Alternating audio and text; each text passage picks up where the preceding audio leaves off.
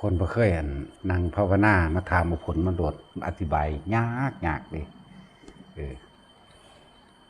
เฮาเว้าออกไปเพิ่มันก็จินตนาการเอาอยู่หั่นแหละผู้บ่เคยเป็นพวกบ่เคยเป็นเรื่องสั้น เวลาถ้าอ่านมาแล้วก็ไปตีความหมายอีกแบบหนึ่งจินตนาการวาดภาพไปอีกแบบหนึ่งเด้ความรู้จริงกับความรู้จำจึงต่างกันหลาย ต่างกันหลายแต่ถ้าทุกคนเข้าใจความหมายสูงสุดของคำว่าสมาธินี่เริ่มตั้งแต่คณิกะสมาธิอัปปนาอุปจารสมาธิจนถึงอัปปนาสมาธิถ้าเข้าใจคำว่าอัปปะนี่หมายถึงว่าความว่างหรือความสงบอันหาประมาณบ่ได้นั่นเองเป็นเรียกว่าอัปปนาสมาธิจิตตั้งมั่นในความสงบอันหาประมาณไม่ได้ในอารมณ์อันเป็นอุเบกขาเนี่ยมันแปลมาไว้ทั้งสั้นแต่พวกเขาไปถึงตรงนั้นแล้วโอ้ยจักจีวาจังใดดีแล้วละเพิ่นตั้งซื้อไว้ให้นะเวลาถึงอัปปนาสมาธิแต่ว่าก่อนที่ถึงอัปปนาสมาธินี่ติเนี่ยอีกอย่างหนึ่ง ถ้ามันถึงอัปปนาสมาธิเอิ้นว่าเทียบใส่ฌานก็เคยเห็นฌาน4แล้วเอิ้นว่าเข้าฌานถ้าเทียบใส่อัปปนาสมาธิโดยที่ว่าเฮาเอาอารมณ์ความรู้สึกข้างในที่มันเป็นออกมาใส่ในปกติปัจจุบันนี้คือทั้งที่เฮาขับรถอยู่หรือว่าเฮ็ดอีหยังอยู่ก็แล้วแต่นั่นแหละมันสิเป็นผู้มีสติรู้อยู่มันสิเป็นแบบนั้นรู้อยู่อย่างรู้อยู่ในความว่างทั้งที่ตาก็เห็นหูก็หูยินตาก็เห็นหูก็หูยินเรื่องเล่าต่างๆจมูกก็ได้กินนะกินข้าวก็ได้รสชาติรู้สึกร้อนรู้สึกหนาวโดยกายเบิดทุกอย่างเป็นคือคนปกตินะแต่ผู้เคยถึงแล้วมองหันแล้วเขามาเอิ้นว่าส่งบัดนี้ส่งฌาน4พุ่นดีว่าธรรมดาดิมันจบแล้วเด้ผู้ใดมันส่งได้แบบนั้นได้ล่ะนะมันสิบ่คิดต่อในเรื่องที่พอใจแล้วบ่พอใจมันคิดอย่างอื่นน่ะมันคิดอยู่แต่ว่าบ่ได้คิดให้มันเป็นใดดังใจพอใจและบ่พอใจสิบ่มีอารมณ์ความรู้สึกนั้นใดเลยนั่นจังว่าผู้เข้าถึงตรงนั้นแล้วถอดออกมาใส่ในปกติเนี่ยเลยเทียบให้ทำความเข้าใจความหมายของคำว่าการทำสมาธิบัดนี้หลายๆคนยังเข้าใจว่าต้องมานั่งอยู่ถ้าเดินหยังแต่ว่าเดินหาความสงบคือเดินสมาธิบักนอนยืนเดินนั่งนอนถ้าเข้าใจความหมายของคำว่าเป็นผู้มีสติรู้อยู่แห่งในความว่างเปล่าอันหาประมาณไม่ได้เป็นเอกคตารมณ์คืออารมณ์เดียวนั่นแหละมันรู้อยู่จังสั่นนะมองหันมันก็ถือว่าถึงละถึงแล้วถึงมองหันละถึงมองดับแล้วแต่ละคนที่อยู่นี่มันบ่ทันได้ถึงจะคนที่ ได้แต่เข้าไปสงบในระดับหนึ่งนะในระดับหนึ่งแค่ว่าอัปปนาสมาธินี่ก็บ่แม่นอุปะ แค่อุปจารสมาธินี่ก็เข้าใจว่าเจ้าของสงบแล้วเพราะว่าบางคนก็ไปจึงอยู่ในแสงสว่างอันนั้นแหละบ่ยอมปล่อยแสงสว่างบางคนก็ไปจึงอยู่ในภาพพระมั่งประกายพึกมั่งจึงอยู่หั่นแหละบ่ยอมกลับเข้ามาสู่ลมอันเก่าเด้เขาจะถึงแท้ๆเลยคือมันต้องบ่ได้สนใจเครื่องพานที่ว่าอุปจาระนี่สิ่งที่อุบัติขึ้นเป็นเครื่องขวางการเข้าสู่ความว่างเปล่าอันสูงสุดหรือความสงบอันสูงสุดหรือเป็นผู้มีสติรู้อยู่ในอุเบกขานั่นเองโดยมากมันสิไปหันก้อนมากที่สุดคือพวกอยู่น้ำนิมิตนั่นแหละแต่จะบอกว่านิมิตก็เลยบักกลับขึ้นมาหลักใหญ่ตอนนั้นมันยังหูได้ยินยังเป็นสิว่าเกือบปกติหางบ่แม่นปกติมันสะลือเห็นมันพอรู้เรื่องกันอยู่ดอกหน้า กลับมาล่มกับหูล่มอยู่ดอกนาส่วนมากมันสิไหลไปตามแสงสว่างไหลไปตามสิ่งที่เห็นมันเลยว่าเขาสู่ความดับตัวนั้นได้ยักเถื่อบอกเป็นตะงงเลยเนาะแต่สินงงว่าเจ้าก็ได้เพราะตาวับแวมๆมันละวาบมาบาดเดียวมื่นตาโมโลขึ้นรถแล้วนั่นแหละได้ซ้ำนั่นแหละวาบมาแจ้งขนาดเด้ล่ะเนาะแจ้งบ่ได้แสบตาเหลื่อมตาแบบแสงสว่างดอดไฟบ่คือดวงจันทร์ดวงอาทิตย์เด้แต่ว่ามันแจ้งใสๆโดยที่บ่ได้มีความแสบตาเพราะว่ามันเป็นตาในมันบ่แม่นตานอก พูดถึงเรื่องจังซี่ ส่วนพวกที่ถามว่าเฮ้าปฏิบัติตามพวกที่ถามว่าปฏิบัติตามครูอาจารย์แล้วก็ฟังธรรมก็เข้าใจปฏิบัติก็ได้ตามนั้นจำเป็นบ่ว่าต้องมากราบครูบาอาจารย์นะบ่จำเป็นดอกการที่ว่าได้อยู่กับผู้ที่เฮาเคารพนับถือก็คือการปฏิบัตินั่นแหละบ่แม่นว่าได้มาอยู่นำกันเด้คือสุภาษิตที่พระพุทธเจ้าว่าไว้น่ะแม้สิจับใช้ผ้าเหลืองของพระองค์อยู่นั่นก็บ่ขึ้นชื่อว่าเคารพนับถือพุทธเจ้าก็บ่แม่นชื่อว่าได้ทำตามพุทธเจ้าก็บ่แม่นชื่อว่าได้อยู่ที่เดียวกันกับพระพุทธเจ้าเด้แต่ว่าผู้ใดประพฤติปฏิบัติทำจิตให้ถึงโดยความเคารพน้อมผู้นั้นแหละขึ้นชื่อว่าได้อยู่ที่เดียวกันกับเราตถาคตนั่นน่ะผู้ที่ว่าถ้ามันอยู่ไกลมันยากจริงๆว่ายากดอกถ้าเขาสิมาอีกดีจะถามขอของใจว่าจำเป็นบ่ต้องมาบ่จำเป็นเฮ็ดเอาอยู่หั่นแหละเฮ็ดเอาอยู่เฮือนก็ได้เฮ็ดเอาอยู่หม่องที่จะว่าเจ้าของอยู่นั่นแหละ มันเข้าใจดีแล้วมันทำได้แล้วมันก็เฮ็ดไปโลดบ่ต้องมาก็ได้ว่าเฮาเฮ็ดตามเพิ่นสั่งสอนอยู่ไหมแล้วก็เฮ็ดได้ตามนั้นพร้อมนั่นก็ถือว่าได้ทำความเคารพเพิ่นแล้วถือว่าได้อยู่ที่เดียวกันแหละกับเพิ่นแล้วโลดเพราะว่าเฮาเอาการปฏิบัติได้เฮาบ่ได้เอาคนได้มาอยู่นํกันอยู่นํกันบ่เฮ็ดนํกันมันก็บ่ได้มีความหมายหยังดีมาขวางซ้ำมันแม่นธรรมดาที่ขวางซ้ำขวางในสายตาคนผู้อื่นเอ้าคืออยู่นํกันอยู่กูนึกว่าได้แล้วยังบ่ได้อยู่ติก็ว่าไปอีกแบบนึงนั่นแหละ เอาอีแหล่คือมาได้วะฮะบ่ได้อยู่ในงานบ่หรือรำคาญพวกเล่นไฮโล บอกเพิ่นว่าล่ะ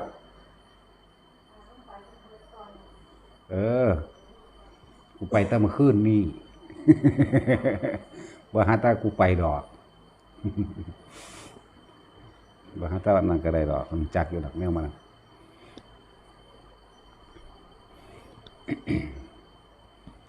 แต่ว่าความตายมันมีอยู่ตลอดเวลาแต่บ่เลือกคนเฒ่าหรอกบ่เลือกคนหนุ่มดอกตายเสมอกันเบิดความเกิดกับความตายอยู่น้ำกันเว้ยการเกิดคือการเริ่มตายไหม แต่ว่าก่อนเฮาที่สิตายที่อารมณ์จิตสุดท้ายนี่ตามันสิไปใสเนาะยายสินเจ้าสิไปใสเจ้าไปหาเมียบ่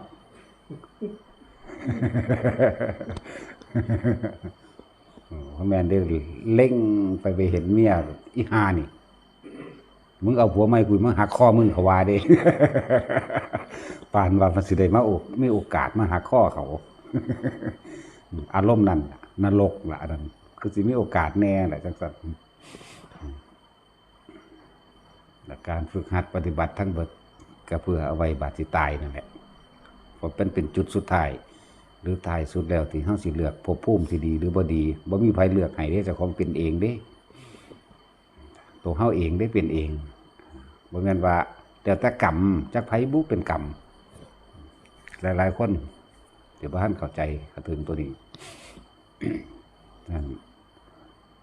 วิธีปฏิบัติของพวกเฮาจึงง่ายสิทำการทำงานสิเฮ็ดหยังอยู่ก็แล้วแต่ให้ทรงอารมณ์มันเป็นกุศลไว้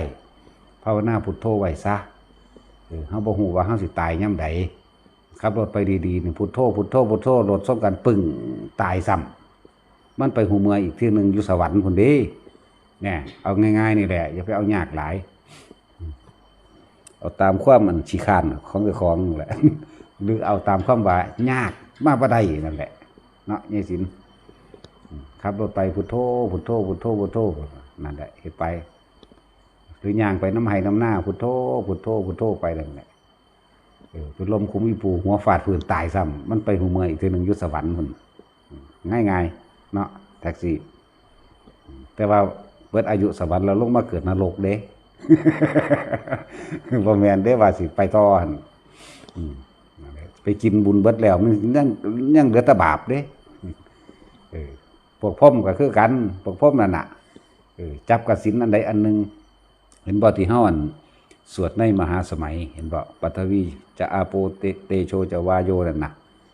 เห็นบ่เทพหมู่พรหมทั้งหลายนะคำแปลมันน่ะหมู่พรหมทั้งหลายหรือว่าพรหมที่ได้มาจากการอาศัยรูปแห่งดินพวกทรงเอิ้นว่าเขาชาตินั่นแหละเป็นผู้บ่มีความเร่าร้อนเป็นผู้บ่มีความกังวลบ่มีนิวรณ์ในจิตสุดท้ายบ่มีนิวรณ์อาศัยกสิณดินนั่นเองเป็นเครื่องอยู่จับปุ๊บตายหรือว่าปัทวีจะเตโชวาโยตถาคมุงนั่นน่ะวรุณาโสโมจยะสสาสหะนั่นเองนั่นแหละเทวดาทั้งหลายนี่อาศัยกสิณดินเทวดาทั้งหลายนี่อาศัยกสิณน้ำเห็นบ่เทวดาทั้งหลายนี่อาศัยกสิณลมนะเทวดาพวกมุนเหล่านี้อาศัยกสิณไฟจึงมาอยู่ในหมู่พรหมทั้งหลายเหล่านี้นั่นแหละเขาบ่มีนิวรณ์แต่หาสิตีให้มันแตกออกไปอีกก็คือว่ากรรมฐาน40นั่นน่ะเป็นเครื่องสงบจิตทั้งเบิดบ่ได้เน้นแต่ว่าต้องจับภาพพระดอก บ่ได้เน้นแต่ว่าต้องจับพระเด้อพุทโธไว้เด้อนั่นนี่เด้อสมัยตะเก่าก่อนบ่ได้มีพระพุทธเจ้าสอนเด้ล่ะเขาเจ้าคือไปเป็นพรหมเป็นอรูปพรหมหลายแท้เพราะว่าเขาเจ้าก็อาศัยอันนั้นแหละอาศัยการฝึกตนในการเพ่งกสิณดินนะจิตมันก็เข้าสู่ความสงบปราศจากกิเลสเพียงดังเนินแล้วแต่ว่ามีความหลงอันหนึ่งคลุ้มอยู่นั่นเองเป็นผู้บ่มีนิวรณ์นิ่งอยู่จังสันอาศัยกสิณรูปแห่งดินเพ่งปัทวีกสินังปัทวีกสินังปัทวีกสินังไปเรื่อยก็เกิดเป็นภาพอุคหานิมิตขึ้นมาเมื่ออุคหานิมิตขึ้นมาแต่ส่งก็ลงไปได้นานๆจนว่ามันเปลี่ยนได้เมื่อมันเปลี่ยนได้เกิดกลายเป็นแก้วประกายผึกหรือมันจะเป็นเหลื่อมๆขึ้นแสงอาทิตย์ส่องน้ำสะท้อนสายตาเฮานั่นแหละแต่ว่ามันบ่เหลี่ยมตาความต่างคือบ่เหลี่ยมตาที่นี่เฮาอธิษฐานได้จึงเรียกว่าปฏิภาคนิมิตนั่นเองอธิษฐานเปลี่ยนได้ เปลี่ยนให้เป็นสีขาวสีเหลืองสีแดงได้ทั้งเบิดทุกสีนั่นแหละนั่นจึงเอิ้นว่าปฏิภาควันนี้ส่วนผู้ประท่านถึงปฏิภาคบัดนี้ก็คือว่าทรงมันจำได้แค่ว่าอุคหานิมิตบ่มีนิวรณ์บ่มีความกังวลอะไรสู้ว่าเขาตายในจิตสุดท้ายในลักษณะนั้นเขาก็ไปเป็นพรหมนั่นเองอันนั้นความต่างของมันเลยมันเลยมีว่าเทวดาทั้งหลายแล้วนี่อาศัยพื้นแห่งดินนั่นแหละขึ้นมาสถิตอยู่นี่จังซี่นะบางพวกก็อาศัยน้ำเขาจะเอาน้ำใส่ในอันใดก็ได้ถ้าผู้จำได้ง่ายคือเลี้ยวเห็นน้ำสระนี่ก็จำได้เลยเด้แต่ผู้จำได้ง่ายเห็นเขาไถหน้าซื่อๆก็จำได้เด้ดินง่ายๆอันนี้บ่ได้ไปฝึกเพ่งยังบันไดดอกเลี้ยวบางน้ำซื่อๆมันก็เป็น นอนเล่นอยู่ในอันซ่านน้ำหนองไฟวัดน้ำใสเด้ตะกี้นอนเล่นเบิ่งบ่ได้คิดหยังเด้มันทั้งเป็นของมันเองมันก็ไหลไปของมันเด้แต่ชินเจ้าเคยนอนเหน็บลงเบิ่งน้ำบ่มันคือสิมันไหลเลื่อนไปเนาะเป็นทั้งสั้นอีหลีเด้เฮาก็เพลินไปเลยเด้บัดนี้นิ่งไปเลยนะเป็นทั้งสั้นแหละก็เลยว่าบ่ได้ฝึกอีหยังมากมายดอกมาอ่านหนังสือประกอบนึกใส่เลยมันก็เป็นของมันเองมันเป็นอุคหานิมิตมันเป็นอุคหานิมิตบ่แห้งแบบภาพมันติดตาไว้บ่แห้งแล้วเว้าอยู่เดี๋ยวนี้ก็เป็นเดี๋ยวนี้เด้ เว้าอยู่เดี๋ยวนี้ก็เป็นเดี๋ยวนี้ดินก็คือกันดินก็จำแค่อันก้อนที่ไถนั่นแหละ มันก็เป็นของมันเองมันเป็นกลมๆขึ้นมาพอแห้งแล้วดินก็เลยสีเขียวก็สร้างเหลือบางป้าไม้ก็เป็นล่ะเฮาใส่มันเป็นปฏิภาคเลยตีมันขึ้นมาเลยแบบวาดรูปมันโหลดเอาวาดรูปเอาเลยนึกมันก็เป็นดอกนั่นเองล่มตะกี้บ่เข้าใจตะกี้กสินล่มมันเห็นจังไดล่มมันเหลียวบ่เห็นไหมแล้วไปอ่านพออยู่ในวิสุทธิมรรคล่ะเพิ่นว่าให้มองยอดไผ่มั่งหรือยอดนั่นนี่มั่งให้เบิ่งอาการไหวๆนะโอ้แบบนี้ตินะก็ไปนอนจ้องอยู่เด้ล่ะแต่ว่ามันมีอีกนึงแปลกอยู่นึงเปลี่ยนอารมณ์เพิ่นว่ามันมีเสียงเว้าเด้เปลี่ยนอารมณ์ซื่อๆว่าซั่นมันแนวใดอีกเนาะบาดอีกเนาะว่าที่จริงคือเฮาก็บ่ฮู้จักว่าเฮาว่าได้ดินได้น้ำได้ไฟแล้วนะนึกเปลี่ยนอารมณ์ว่าซั่นเฮ็ดขึ้นใบไม้มันไหวเอาเองนี่นะซั่นโอ้แบบนี้บ่นะมันได้ง่ายได้เป็นของเล่นบ่แม่นของเอาจริงเป็นเครื่องอยู่ซื่อๆพวกนี้เป็นเครื่องอยู่แล้วมันก็บ่ฟุ้งซ่านมันบ่มีนิวรณ์มันบ่มีความกังวลเรื่องนั้นเรื่องนี้เลยเป็นการเป็นว่านั่งนิ่งๆได้โดนพวกนี้แต่คนเฮานั่งนิ่งๆโดยบ่มีความรู้สึกเจ็บแข้งเจ็บขาเจ็บปวดอันนั้นนี่หรือบ่มีความคิดสร้างผู้นั้นเกลียดผู้นี้มันก็นั่งได้โดนทั้งตัวมันก็เลยได้โดน แต่ได้สิ่งเหล่านี้แล้วมันปรับไปเลยก็ได้ปรับไปสู่อรูปก็ได้อรูปฌานปรับไปนึกถึงอากาศบ่มีหม่องสุดใส่ความรู้สึกเอาเด้ตัวนี้นึกถึงอากาศบ่มีหม่องสุดใส่ความรู้สึกนึกคิดเอาพุ่งไปกลางอากาศจักมันเป็นสงบจังไดก็บ่รู้คือกันเฮ็ดดูเข้าจับจุดมาได้โอ้แบบนี้นี่เองนะแต่ก็เปลี่ยนเอาเปลี่ยนแค่คำนึกหรือเปลี่ยนอารมณ์เอาพวกนี้มันบ่มีรูปเลยครับนะว่าล่ะอากาสานัญจายตนังเลยสั่นมันบ่มีรูปสิว่าจังได๋สั่นอากาศมันบ่มีรูปเนาะ สิมองว่าจังได๋สั่นแต่ว่าใส่ความนึกไปทักสู่ความเบิ่งบางนั่นแหละวิญญาณัญจายตนังเนี่ยความรู้สึกนี่ก็หาที่สุดไม่ได้คือกันเด้แล้วแต่สิกระทบเฮาหาความเป็นการนึกเอาได้พวกนี้มันบ่มีรูปนึกไปมันก็ถึงความสงบบ่ต่างกันกับอันคำว่าฌาน4กับอรูปฌาน4บ่ต่างกัน ใส่อารมณ์เดียวกันเพียงแต่เปลี่ยนรูปมันซื่ออันนึงมีรูปอันนึงบ่มีรูปนะอย่างซั่นเนวสัญญานาสัญญาจตนังก็คือกันแต่ว่าจำได้ก็บ่แม่นแต่ว่าจำบ่ได้ก็บ่แม่นนะเดี๋ยวคิดไปเปลี่ยนเอาบ่ได้ยากเด้ง่ายๆถ้ามันได้เนี่ยพื้นฐานเบื้องต้นแล้วน่ะแบบว่าได้แบบบ่รู้สึกบ่ฮู้จักบ่รู้สึกตัวว่าได้ว่าเป็นสำเร็จมันเฮ็ดจังได๋มันเรื่องใดตั้งแต่ก็อยู่กับมันน่ะแต่ตอนนั้น แต่ของบ่เข้าใจโง่เองจังซั่น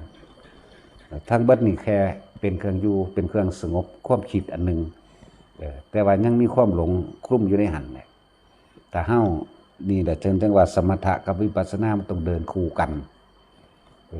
วิปัสสนาคือทำความเข้าใจกับธรรมชาติให้มันเห็นจริงเห็นทุกสิ่งทุกอย่างเกิดขึ้น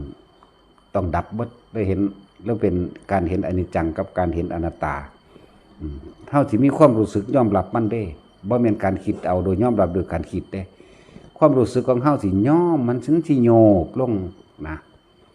คำว่าเห็นอนิจจังทุกขังอนัตตาพวกเฮาไปอ่านว่าเห็นไตรลักษณ์มันแปลว่าเป็นที่คือพระเยซูนี่มือตึบแล้วแหละไตรลักษณ์มันยังบ่แล้วเห็นความเกิดกับความตายนั่นแหละเห็นความเกิดกับความดับเห็นสิ่งใดสิ่งหนึ่งเกิดขึ้นเป็นธรรมดาอันนั้นก็ดับเป็นธรรมดาเฮาบ่ฝืนมันเฮาเห็นนี่มันเข้าในความรู้สึกเฮาได้เลยแบบยอมรับตามความเป็นจริงโดยธรรมชาติทั้งหลายเกิดขึ้นเท่าใดก็ดับเท่านั้นเองเท่านั้นผู้นั้นผู้นี้ตายเลยบ่ได้มีความเสียใจเพราะว่าเฮายอมรับมันบ่แห้งแล้วมันโล่งใจมันนอนใจแนบใจสนิทใจล่ะมันบ่มีความรู้สึกที่ต้านทานกับอีหยังเลยบุคคลที่รักตายพวกปู่ย่าตายายตายจังซี่ มันยอมรับของมันแล้วมันเลยเป็นซื่อๆนะก็จะสิคิดไปหยังนั่นล่ะมันก็เลยหยุดด้วยมองหันเองแม้ก็เลือลึกถึงเขามาตัวเองแล้วมันก็ยอมรับของมันบ่ฝืนมันง่ายๆเวลาการคำว่าเห็นธรรมหรือปฏิบัติธรรมก็เพื่อว่าสิปฏิบัติเพื่อให้มันเห็นความจริงตัวนี้แหละความจริงว่าทุกสิ่งเกิดมาเท่าไรตายเท่านั้นดับเท่านั้นความจริงว่าตัวเองต้องตายนั่นแหละเฮาจึงบ่เข้าไปเรียกว่าบ่ทำผิดหันเข้ามาสู่คำว่าสัมมาทิฏฐิที่นี่คำว่าศีลนั่นก็เลยกลายเกิดไปเป็นว่าบุคคลทั้งหลายนี่ก็ที่สิรักใดที่จะเสมอด้วยรักตนเป็นอันไม่มีละบัดนี้แต่ว่าเฮาเปลี่ยนจากความรักในการครอบครองสนองตัณหาเจ้าของแล้วเฮาเปลี่ยนมาเป็นคำว่าเมตตาเฮาสามารถแบ่งปันประสบการณ์จากความเจ็บปวดของเจ้าของเองนั่นแหละหันเปลี่ยนพลิกมันใหม่คนเฮาบ่มีผู้ใดอยากถูกตีถูกฆ่าถูกลักคนเฮานี่บ่มีผู้ใดอยากถูกตัวบ่มีผู้ใดอยากถูกม่อมเมาเพื่อให้เฮ็ดให้เจ้าของเป็นบ้าเสียสติง่อยเปียเสียขาปัญญาอ่อนดอกเนี่ยเฮาเคยเจ็บปวดสิ่งเหล่านี้มาก่อนเฮาเปลี่ยนจากความรักที่หวังครอบครองคนเฮาเฮ็ดได้ทุกอย่างเด้ในคำว่ารักแบบโลกมันบ่แม่นรักได้บัดนี้โดยทั้งโลกนะมันเป็นความรักอยากครอบครองเอาไว้เพื่อสิสนองตัณหาเจ้าของเองเพื่อสิให้เขาเอาใจเจ้าของนั่นแหละแท้ที่จริงแล้วเฮานำความเจ็บปวดตัวนี้ออกมาแล้วสามารถแบ่งปันเกิดกลายเป็นความเมตตาได้มันเลยคำว่ารักไปแล้วมันเลยเกิดกลายเป็นเมตตาเลยมีแต่ความสงสารผู้อื่นทั้งเบิดเลยบัดนี้มันเลยเสมอกันเบิดเลยบ่ได้มีญาติบ่ได้มีพี่น้องได้บัดนี้นี่มันสิแบ่งออกมันสิขาดออกมาจากกระแสแล้วของโลกแล้วโลกกันยังว่าอันนี้พี่น้องกูนั่นลูกกูหลานกูนั่นอันนี้กูเนาะถ้าผู้ใดทำจิตขึ้นมาจังซี่แล้วเนี่ยมันก็ยังประสมมุติอันนึงว่าควรปฏิบัติแก่กันจังใดแต่ว่าก็ให้มันสมควรแค่นั้นเองบัดนี้เฮาได้หักทุกคนเสมอกันเบิดว่ามีพ่อว่ามีแม่มีเสมอกันบ่มีลูกบ่มีหลานบ่มีญาติบ่มีพี่น้องมีแต่เมตตาเสมอกันเมตตากรุณามุทิตาและอุเบกขามันจะไหลเข้าไปหันบางคนก็ยังเป็นไดหลานกูเก่งบ่หลานกูเก่งบ่วะในความรู้สึกของเพิ่นมันบ่มีแล้วแต่ว่าเฮาสิสงเคราะห์โดยวิธีใดเท่านั้นเองเลื่อนว่าสงเคราะห์ได้บัดนี่ บ่ได้เฮ็ดโดยฉันทคติบ่ได้เฮ็ดโดยลำเอียงเด้บ่มีความลำเอียงนั่นมันเสมอกันไปแล้วมันจะเป็นลักษณะนั้นผู้คนต้องผ่านประสบการณ์จริงของเจ้าของเองยังสิเข้าใจได้ตั้งแต่กี่คนเฮาว่าเจ้าฮักข่อยขนาดใดบ่ฮักเบิดชีวิตล่ะชีวิตนี้ก็บ่เคยฮักเจ้าขนาดนี้ว่ะแม่นบ่ล่ะปาดเขาหนีไปมีผู้ใหม่ก็นำขาเขาอยู่ฮักบ่แบบนั้น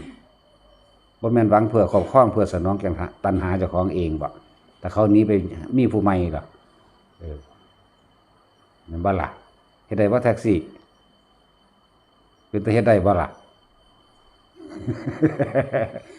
มันเฮ็ดได้อยู่แล้วตอนคิดเอาแต่ว่าประสบการณ์จริงเวลามันเกิดจริงมันสิเฮ็ดได้บ่ล่ะเนาะจังซั่นแหละทุกสิ่งทุกอย่างต้องผ่านประสบการณ์เด้การคิดการคาดคะเนหาเหตุหาผลมันลงตัวได้อยู่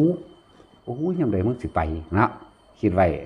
กูสิจ้างมึงไปพร้อมกูบ่อยากให้มึงมาว่าเด้บัดเขาเห็นเขาย่างคู่กันอีหลีมึงศูนย์ขึ้นเฮิบขึ้นนั่นแหละมันเป็นจังซั่นมันสิได้จริงบ่ล่ะ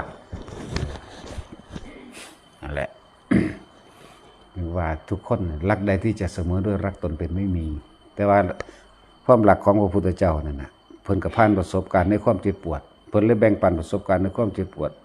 เลิกครอบครองเลิกเกิดกลายเป็นเมตตากรุณามุทิตาอุเบกขาไปว่างเป็นเด้บัดนี้คำว่าอุเบกขาเป็นปัญญาเด้เป็นว่าสิ่งนี้ควรปฏิบัติอย่างไรเช่นไรพูดเช่นไรกระทำเช่นไรเด้เพราะว่าเพิ่นเห็นเหตุแห่งความทุกข์แล้วเพิ่นเลยว่างอย่างนั้นล่ะเพิ่นเลยว่าง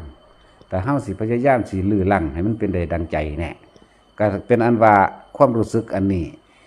อารมณ์อันนี้ก็พาเฮาไปเกิดแม่นบ่ล่ะเพิ่นก็เลยว่างว่านี่สัตว์โลกเป็นไปตามกรรมแบบนี้นี่เองเพราะว่าจิตเจตนาในการคิดนึกต่างๆจะเกิดอารมณ์ความรู้สึกในความหึงความหวงความหลายๆอย่างในความอยากทำลายซึ่งกันและกันนั่นแหละ หลายๆอย่างส่วนมากพวกผู้หญิงสิตกอยู่ใต้อำนาจของพวกผู้ชายโดยกำลังกะแมนโดยความรู้สึกหลายอย่างกะแมนบาดนี้ผู้ใดอยากหลุดออกจากวงจรแห่งการถูกทำลายและข่มเหงจิตใจนี่หันเข้ามาปฏิบัติธรรมเพราะธรรมะนี่บ่ได้แบ่งแยกว่าหญิงว่าชายบ่แม่นว่าผู้หญิงบรรลุบ่ได้ผู้ชายบรรลุบ่ได้ถ้าเฮาถึงธรรมแท้บ่มีผู้หญิงบ่มีผู้ชายดอกนานั่นแหละพวกผู้หญิงนี่สิตกอยู่ใต้อำนาจของผู้ชายโลกเขาว่าเดี๋ยวนี้เขาให้สิทธิ์เสมอกันผู้หญิงเทียมผู้ชายซั่นบ่มีทางเฮ็ดจังได๋กำลังมันก็บ่ได้สู้ผู้ชายก็แล้วกันนามีแต่ความคิดนั่นแหละนี่คือความจริงกับจินตนาการคนละอย่างกันเอาแม่เอาพวกละเอาพวกหนุ่มๆ20 ปีกับ20 ปีผู้หญิงกับผู้ชายไปแบกปูนใส่กันเอาถ้ามันแบกได้ซะล่ะถ้าว่ามันเทียมกันก็ดีเนาะบัดนี้ว่าทั้งปัญญาเอาแม่มึงเข้าไปลบมึงสิฉลาดซ้ำกันกับพวกผู้ชายอยู่บ่มีความอดทนทอผู้ชายอยู่บ่นี่คือความจริงแม่นบ่ล่ะก็จังซั่นล่ะ จริงกับชายก็ซกต่อยกันเถอะมึงนะถ้ามันสิสู่ผู้ชายได้เนาะ ผู้ใดอยากหลุดพ้นจากอำนาจแห่งการถูกกดขี่ข่มเหงก็ให้หันหน้าเข้ามาปฏิบัติธรรมมันสิเห็นความจริงของมันเองดอกเพราะว่าธรรมนี่บ่แบ่งแยกถ้าจะเสมอกับเสมอได้จริงได้บัดนี่เพราะว่ามันเป็นความเสมอโดยปัญญาเด้เสมอโดยการว่างผู้ใดอยากหนีออกจากลักการถูกกดขี่ข่มเหงในเพศออกมาโลด เป็นจังซั่นแต่ว่าธรรมมันจึงบ่แบ่งแยกถ้าเฮาเข้าถึงความจริงอันนี้แล้วมันว่างเสมอกันบ่ตายมันก็บ่ย่านเสมอกันได้บัดนั่นบรรลุเสมอกันสกิสาคาอนาคาก็ได้เสมอกันอรหันต์ก็ได้เสมอกันหันหน้าเข้ามาหาธรรมถ้าจะได้ความเสมอนะเสมอโดยการบรรลุนั่นแหละเสมอโดยการเห็นความเป็นอนิจจังทุกขังอนัตตาเสมอโดยการเห็นอาสวะสิ่งยังของข้าอยู่ยังมีความหลักความผูกพันเกี่ยวพันกับสิ่งใดอยู่แต่เห็นแล้วมันก็ละออกจากความรู้สึกนั้นใดบ่มีความรู้สึกนั้นอีกความรู้สึกในความห่วงในความว่านั่นของกูนี่ก็ของกูนั่นแหละมันก็บ่มีตัวนั้นแล้วก็คอยไหลเข้าไปสู่อนาคาขาดสูญสิ้นออกจากกามราคะเมื่อขาดสูญสิ้นออกจากมราคะแล้วคำว่ามานะกับทิฏฐิความเห็นในใจได้คำว่ามานะทิฏฐิที่มันซ่อนลึกอยู่ในหันที่คนกับคิดบ่ออกคือกันมันเป็นกิเลสตัวที่เท่าไหร่7มันบอกถ้าเทียบว่าเลี่ยงตามลำดับมันมานะกับใจทิฏฐิความเห็นอันลึกล้ำอยู่ในหันนะคือหลายๆคนบางท่านเข้าใจว่าคำว่ารูปราคะกับอรูปราคะมันเป็นจังไดอรูปราคะความรู้สึกในความอร่อยในการเสพกามนั่นแหละเอิ้นว่าอรูปราคะที่มันฝังอยู่ในใจที่มันอยู่ในผัสสะของเฮาเองว่าแท็กซี่มันบ่มีรูปเวลาเนาะแต่ว่ามันคือมันคือเกิดขึ้นได้เวลาอารมณ์มันเกิดเนาะก็จังซั่นแหละเรียกว่าอรูปราคะหาคนมาเถียงเฮาว่ามันเป็นอรูปฌานมันคนละเรื่องกันแล้วรูปฌานก็อย่างหนึ่งอรูปฌานก็อย่างหนึ่งเลยนี่ว่ารูปราคะคือเห็นผู้หญิงผู้นี้ผู้ชายคนนั้นว่าสวยว่ารอรูปมันนั่นบ่นั่นแหละอรูปราคะดิสั่นอารมณ์อรูปราคะเห็นบ่มันบ่มีรูปแต่ว่ามันคือมีได้เนาะจังซั่นแหละอันนี้ก็อาจจะเป็นการตอบในความสงสัยหรือความเถียงของเขาที่เขากับว่าท่านเข้าใจว่ารูปราคะกับอรูปราคะกับรูปฌานกับอรูปฌานมันคนละอย่างกันเด้อ มันคนละอย่างกันเห็นบ่ล่ะมันไหลเข้าสู่คำว่ามานะทิฏฐิมีความเห็นอยู่ในใจของเจ้าของที่ว่างลงบ่ทันใดล่ะมีความสงสัยบางอย่างที่เกิดอยู่ในหันนั่นเองมักเลิ่นมานะแปลว่าใจทิฏฐิคือความเห็นอันลึกๆก็หันกันเนาะความเห็นที่มันซ่อนอยู่เรื่นมานะทิฏฐิความเย่อหยิ่งอยู่ในหัน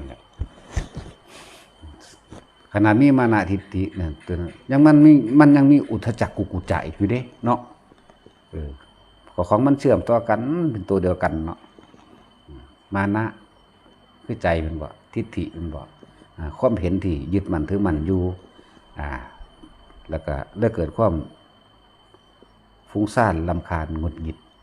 นั่นแหละมันก็ต่อกันซึ่งว่าสิถึงอวิชชาเนาะ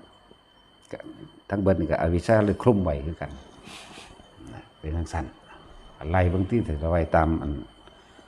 ลำดับมันไล่ตามหลักสูตรสักกายทิฏฐิวิกิกิจฉาสีลพัตตุปามาสปฏิฆะนั่นบ่ล่ะกามราคะรูปราคะอรูปราคะนั่นบ่ล่ะแน่มานะทิฏฐิอุทธัจจกุกุจจะอวิชชาหลักสูตรมันที่จริงมันบ่ได้เลี่ยงดอกมันเป็นโตเดียวกันทั้งเบิดอยู่นี่สดับตัวนึงก็ดับเบิดกันแหละอวิชชามันคุ้มไว้เบิดอวิชชาเป็นปัจจัยบ่ให้เห็นสักกายทิฏฐิแม่นบ่ล่ะอวิชชาก็เป็นปัจจัยบ่ให้เห็นวิกิกิจฉาอวิชชาเป็นปัจจัยมันคุ้มเด้จักบ่ล่ะอวิชชาคุ้มไว้คือเก่าแม่นเบิดบ่ให้เห็นปฏิฆะบ่ให้เห็นกามราคะบ่ให้เห็นรูปราคะอรูปราคะบ่ให้เห็นมานะทิฏฐิบ่ให้เห็นอุทธัจจกุกุจจะก็เพราะว่าอวิชชามันห่อหุ้มไว้อยู่แล้วบ่เห็นบัดนี้ก็ไล่ต่อไปที่อวิชชาเป็นปัจจัยมันเกิดสังขารสังขารเป็นปัจจัยมันเกิดวิญญาณวิญญาณเป็นปัจจัยมันเกิดนามรูปไล่ไปที่บัดนามรูปเป็นปัจจัยมันเกิดสลายจตนะสลายจตนะเป็นปัจจัยมันเกิดภาษาภาษาเป็นปัจจัยเกิดเวทนาเวทนาเป็นปัจจัยมันเกิดตัณหาตัณหาเป็นปัจจัยเกิดอุปาทานอุปาทานเป็นปัจจัยมันเกิดภพภพก็เป็นปัจจัยเกิดชาติชาติก็เป็นปัจจัยให้ชราและมรณะเนี่ยไล่เบิ่งดีๆแล้วมันต่อกันได้เด้ตั้งแต่สักกายทิฏฐิวิกิกิจฉาสีลพัตตุปามาสเห็นป่ะไล่ไปปฏิฆะกามราคะมานะทิฏฐิอุทธัจจะกุกุจจะแล้วก็มาเป็นอวิชชาจึงเป็นปัจจัยมันเกิดสังขารเนี่ยมันก็มาหาสักกายทิฏฐิคือเก่าเด้เห็นป่ะอันเดียวกันนั่นแหละเพราะสิ่งนี้มีสิ่งนี้จึงมีกับมีสิ่งนี้แหละมันก็ไหลไปแบบนี้แหละบ่แม่นว่าสิไปท่องจำกันเอาทางสันสือพี่ออกจากความจริงของที่ประสบการณ์ชีวิตจริงเฮาพี่เด้อันมันคำเว้าซื่อเด้อิมัสสมิงสติอีทางโหตินั่นน่ะอุทองเลยเบิดละนา แต่ว่ามันละออกจากความรู้สึกจริงได้หรือยังนี่นาเป็นซั่นแหละบ่ไปก็บ่เข้าใจครับอีหนูย่วงมึงเข้าใจวะโอ้ยโซ่แขวเลยฮะนี่ คือหนูซิ่งอยู่แล้วหนูขิวพร้อมทั้งเทียบกับหนูยังดี แล้วไปทะเลอยู่เฮ็ดตาสวดๆมาละเฮ็ดแขวแสงแวกขึ้นมาอีกผู้ใดได้ศึกษาหลักการตัวนี้มากกับพ่อเข้าใจแท็กซี่พ่อเข้าใจอยู่บ่ได้ศึกษามาอยู่บ่หลวกไม่เบ้อบัดนี้ไล่มาตาสักกายทิฏฐิวิจิกิจฉาสีลพัตตุปามาสถึงฮอดอวิชชาแล้วจังไล่อวิชชาเป็นปัจจัยบังเกิดสังขารมันก็มาต่อกันกับสักกายทิฏฐิคือเก่าเนาะแต่ว่าเกิดมันสิมีบ่กายอันนี้สักกายทิฏฐินี่สิได้เรื่องบำรุงบำเลี้ยงมันติเนาะเป็นบ่ล่ะอีกนัยยะหนึ่งให้ทุกคนต่อเอา ไล่ให้ฟังใหม่ก็ได้ผู้เขาจอบฟังก็มีสักกายทิฏฐิวิจิกิจฉาสีลพัตตุปามาสปฏิฆะกามราคะรูปราคะอรูปราคะมานะทิฏฐิอุทธัจจะกุกุจจะอวิชชาอวิชชาเป็นปัจจัยบังเกิดสังขารสังขารเป็นปัจจัยบังเกิดวิญญาณวิญญาณเป็นปัจจัยเกิดนามรูปนามรูปเป็นปัจจัยบังเกิดอายตนะอายตนะเป็นปัจจัยเกิดผัสสะผัสสะเป็นปัจจัยบังเกิดเวทนาเวทนาเป็นปัจจัยบังเกิดตัณหาตัณหาเป็นปัจจัยอุปาทานอุปาทานเป็นปัจจัยให้มันเกิดภพภพเป็นปัจจัยมาเกิดชาติชาติเป็นปัจจัยให้มันเกิดชราและมรณะแน่อันชาตินั่นแหละอันสักกายทิฏฐิก็เลยเข้าใจว่าละวันจังสี่ละไล่มาบ่เข้าใจอีกได้ซ้ำนี่ก็เลยเนาะเพราะงี้สินทางแล้วศาสตร์รถปึกก็สิตายเฉพาะอีเปิร์มันด่าแหละมันศูนย์ใส่กับว่ามันบ่ศูนย์ดอกมันเหลือใจ มันศูนย์มันเหลือใจมันก็แม่นตาเบิ่งจักหน่อยแล้วมันคือเหลือใจลักษณะอภิชาคือความบ่รู้มีความโลภความโกรธความหลงเป็นปัจจัยมันเกิดสังขารสังขารแปลว่าความคิดคิดดีมั่งหรือเอิ้นปุญญาภิสังขารคิดบ่ดีมั่งหรือเอิ้นอปุญญาภิสังขารในสองความคิดนี่เนยชะภิสังขารเป็นความเข้าใจผิดคิดว่าเป็นปัจจัยมาเกิดวิญญาณวิญญาณหยังวิญญาณตาวิญญาณหูความจำใดมารู้หรือความรู้สึกอย่างต่างๆที่มันจดอยู่ในหันเป็นภาษาอยู่ในหันแหละ เลื่อนว่าวิญญาณตาวิญญาณหูวิญญาณจมูกวิญญาณลิ้นวิญญาณกายและร่วมลงจุดใหญ่คือวิญญาณใจนั่นเองมันร่วมเต็มอยู่ในนี่เองวิญญาณเป็นปัจจัยมันเกิดหยังแซก นามารูปน้ำมันก็ไปต่อเพื่อรูปนั่นแหละถ้าเขามีความคิดปรุงแต่งอย่างต่างๆนานาเลยในเวทนาสัญญาสังขารวิญญาณก็ไปเกิดเป็นรูปเป็นบ่รูปก็คือมหาภูตธาตุสี่นั่นเองออกจากท้องพ่อท้องแม่มาแล้วก็เกิดเป็นปัจจัยมันเกิดอายตนะคือตาหูจมูกลิ้นกายใจเป็นบ่นั่นแหละอายตนะหกอายตนะถึงเป็นปัจจัยมันเกิดผัสสะเป็นยังคือว่าเป็นปัจจัยมันเกิดผัสสะตาเห็นพึบสร้างเลยก็มีเป็นบ่มักเลยก็มีเป็นบ่ทั้งที่คนบ่เคยเห็นกันเนาะนั่นแหละคือว่าผัสสะมันมีอารมณ์ความรู้สึกนั่นเองผัสสะนั่นสิผัสสะเรื่องสร้างเลยบ่หรือพอใจเลยหรือไม่พอใจเลยนั่นแหละผัสสะถ้ามันมีผัสสะแล้วมันก็มีเวทนาเนาะก็ความรู้สึกพอใจและบ่พอใจนั่นแหละผัสสะมันรวมอยู่ในโตเดียวกันแล้วนั่นแหละเวทนาจึงเป็นปัจจัยมันเกิดตัณหาคือความอยากนั่นว่าล่ะตัณหากับตัณหาสามนั่นแหละกามตัณหาภวตัณหาวิภวตัณหาตัวนี้จะต้องแยกออกไปตามความรู้สึกนั่นเองเราเป็นกามตัณหาภวตัณหาหรือว่าวิภวตัณหาเพราะว่ามันสิแยกออกไปตามอารมณ์ความรู้สึกเพื่อให้เกิดภพเนี่ยว่าล่ะอันใดก็เป็นปัจจัยมันเกิดภพว่าล่ะอารมณ์โมโหโทโสเดไปใส่อบายภพเนาะ ก็นั่นแล้ว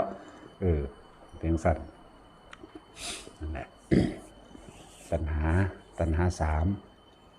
ตัณหาคือความอยากเป็นปัจจัยให้เกิดตัณหาจึงเป็นปัจจัยมาเกิดอุปทานสี่อย่างที่เฮายึดไว้นั่นเองมีทิฏฐุปทานความผิดของตนเป็นใหญ่อัตตวาทุปทานเนี่ยแสดงความเป็นตัวตนด้วยการกล่าววาจานี้ในความ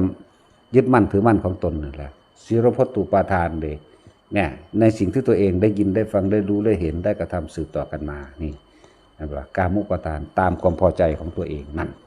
ว่าอุปทานก็เป็นปัจจัยมาเกิดภพกับภพเป็นเก้าภพจึงเป็นปัจจัยมาเกิดชาติชาติก็คือการเกิดนั่นเองถ้าเกิดแล้วมันก็เฒ่าแก่ตายไปหั่นแหละเป็นจังซั่นอันนี้ให้ทุกเอาไปพิจารณาเอา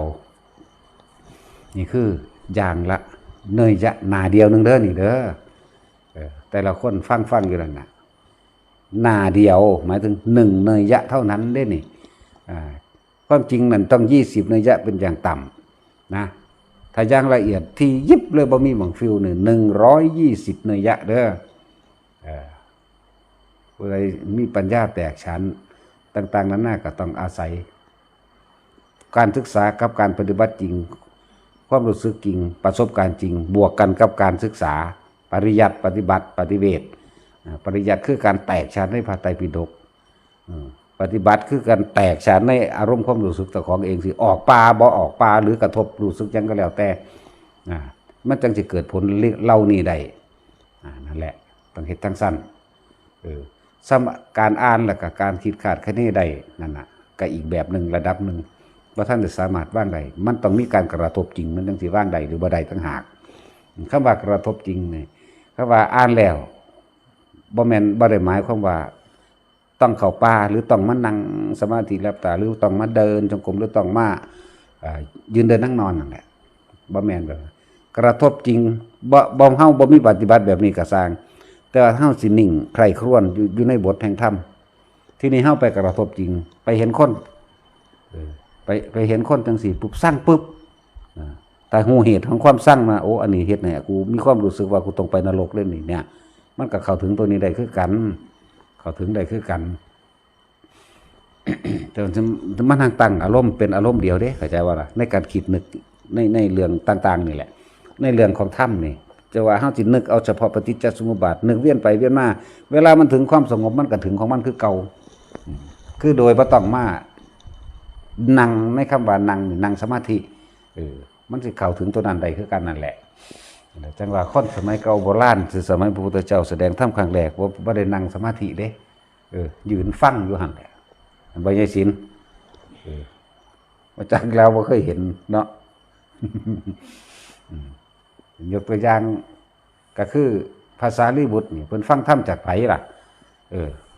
พระอุปติสสะนี่ ฟังธรรมจากพระอัสสชิได้ล่ะเนาะสารีบุตรนั่นบ่แม่นเพิ่นซื้อไว้จังซั่นเด้พระพุทธเจ้าตั้งชื่อพระพุทธเจ้าเอิ้นชื่อแม่เพิ่นเด้นั่นลูกนางสาลีว่าจังไงเด้แต่เว้าคือบ้านเฮาเนาะ ก็เว้าคือบ้านเฮานั่นเอิ้นชื่อแม่เลยนั่นน่ะก็ยืนฟังเด้อ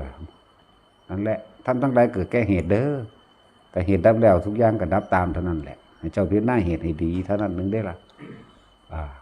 บัดนี้ก็ไปเว้าให้พระโมคคัลลาฟังบัดนี้เนาะตะโกริตะพระโมคคัลลานั่นน่ะชื่อแท้ๆเพิ่นนั่นน่ะพระพุทธเจ้าตั้งเอิ้นชื่อแม่ซื่อๆอันนั้นแล้วเอิ้นสารีบุตรกับบุตรนางสาลีเนาะแต่ว่าบ้านเฮาก็ว่าลูกอีนั่นลูกอีนี่แหละ คือเฮาเว้าเนี่ยลูกอีดำนั่นแหละคือเฮาด่าอีอันนูหินนั่นแหละลูกอีดำนะลักษณะนั่นแหละเขาจะก็ไปบอกกันว่าจังซี่นั่นก็บรรลุไปนำกันบักหลายโลดไหมเนาะแม่นบ่ซั่นนั่นแหละมันบ่มีหนังสือให้อ่านดอกตะกี้มีแต่ปากต่อปากนั่นล่ะ บัดนี้องคุลิมานนั่งขาคนอยู่ตุ่มๆอยู่ตัวเทิงไหล่ขาพระพุทธเจ้าซ้ำเพิ่นก็ยืนฟังธรรมนั่นเด้ล่ะเราหยุดแล้วนะเราหยุดการเบียดเบียนทำให้ผู้อื่นเสียชีวิตและทรัพย์สินและเดือดร้อนแล้วมันก็หันปุ๊บเข้ามาหาเจ้าของมันก็เห็นทันทีนะมันก็เห็นยังประสบการณ์เจ้าของแลนอยู่ในป่าพุ่นสิกินข้าวกินน้ำก็หาอยู่หากินยากกระดอกเป็นจังซั่นนั่นคือมันเห็นความจริงมันเป็นประสบการณ์จริงที่มาเทียบใส่แล้วโอ้มันก็ล่งของมันเองซั่นเองนะแล้วก็ตระกูลนั่นยังขยะกัสสปะพวกชดินสามพี่น้องน่ะทั้งเป็นพันทั่วเนาะเทศนาบทอธิตปริยายสูตรนึงได้ล่ะร้อนเพราะว่าไฟคือราคะไฟคือโทสะไฟคือโมหะเลยเขาเจ้าบูชาไฟเด้ซั่นเนาะเพิ่นเลยเอาเรื่องไฟนั่นแหละเทศเลยเทศเรื่องไฟเลยเพิ่นบ่ตัดทีเดียวเด้โอ้การบูชาไฟนี่ดีเนาะว่าเพิ่นบ่ได้ว่าเด้ว่าบ่ดีบ่ถูกบ่แม่นเพิ่นบ่ว่าเด้การบูชาไฟนี่ดีเนาะเพราะว่าหยังจิตเขาสงบแล้วเด้นั่นน่ะเขาสงบแล้วเด้นั่นเพราะว่าตาฟังธรรมว่ามันร้อนเพราะนั้นเพราะนี้เพราะความปรารถนานั่นเองแน่ก็ว่างปัวกับบรรลุอรหันต์เป็นพันโลดนั่นนั่นแหละจังว่าคิดเอาคิดให้เป็นก็เย็นสบายเท่านั้นแหละคิดว่าเพิ่นก็เต้นไปเต้นมาอยู่หั่นแล่นหาอยู่หั่นแหละเนาะเอาสมาทานซะ